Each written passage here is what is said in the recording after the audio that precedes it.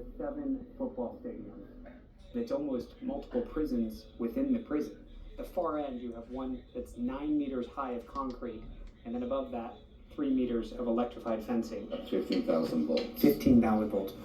More than 1,000 security personnel, guards, police, and military are stationed on site.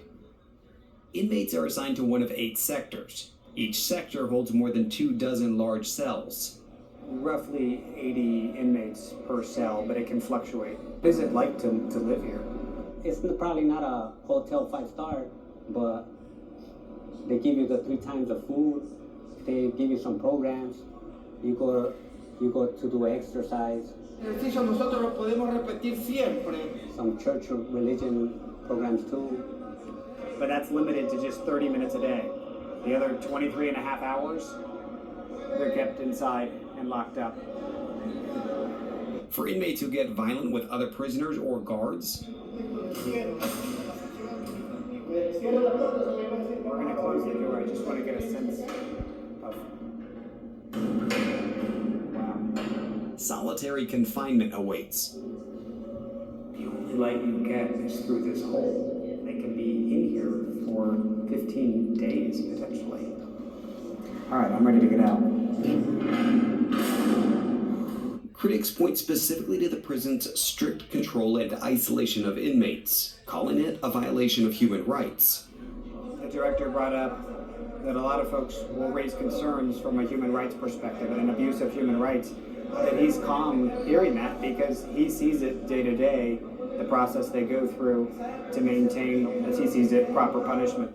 And now, that proper punishment isn't just for alleged Salvadoran criminals, it's also for those the U.S. decides to send away. An outsourcing of confinement into Bukele's prized prison. Merciless for those inside, but to many beyond these walls, Secor stands as a symbol of El Salvador's restored security.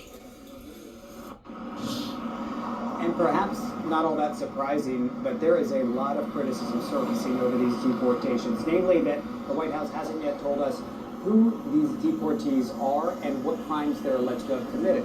Now, Aaron, what's interesting is being here in Ecuador, so far south of El Salvador, is we're starting to see this idea of harsh criminal punishment, of strongman leadership spreading around Latin America. And Ecuador is a country that last year was the deadliest in Latin America. And so they're following similar tactics to El Salvador. So much so, Aaron, that they've got a prison that's being built here that was also designed by the same team that put together Sikat.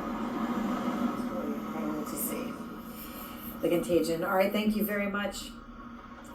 Incredible reporting from David Culver. And next, the 2